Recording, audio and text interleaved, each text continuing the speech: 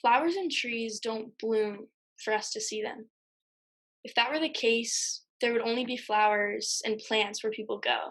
They wouldn't be in the abandoned mansion with a fence around it in El Paso, Texas. We grow for people, we grow for others.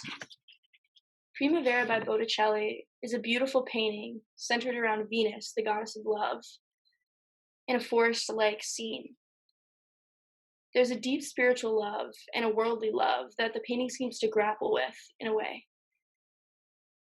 And it presents while amidst a primavera or spring of its own. Does spring happen because it wants to?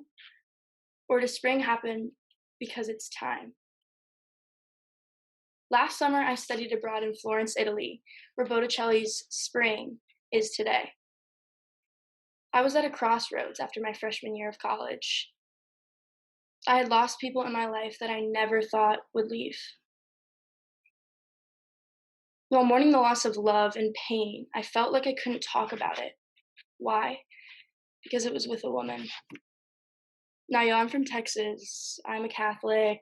I'm a big people pleaser at heart, and I don't want to let anyone down. The confusion with loving my faith, internalized homophobia, heartbreak, and pain built up, feeling like I would never be able to have my own love story. Not wanting or knowing how to break my parents' hearts. What was I going to do? Feeling like pieces of me were conflicted. How can you survive being in a war with yourself? It was time. The first chapter begins my first day in Florence. I was sitting alone in our apartment, left with no one to tell me what to do. It was kind of terrifying how freeing it was. So I left. I bought purple flowers at the supermarket and I walked across the bridge and sat alongside it. I journaled and sat for hours, taking a teaspoon into the swimming pool of hurts I'd been feeling. Beginning to admit the truths, the feelings, and then promising myself that I would feel everything there was to feel there, in beauty and in pain, because the pain was just growing pain. It was time to begin. It was time for spring. I took a Polaroid of the beauty and decided to do that everywhere I journaled. Before I left, I decided I would make something more out of all the items I had saved, prayer cards, tokens, stuff like that. And I put them in my journal too.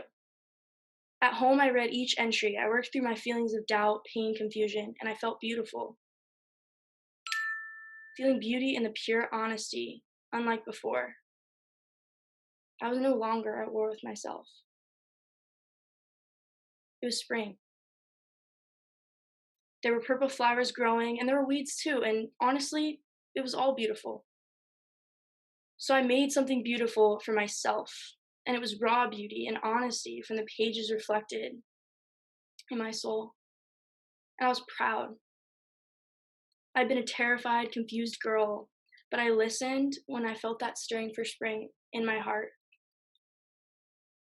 No matter where you are, no matter who you are, old or young, no matter how you feel right now, you have many springs coming your way. Do you grow for others?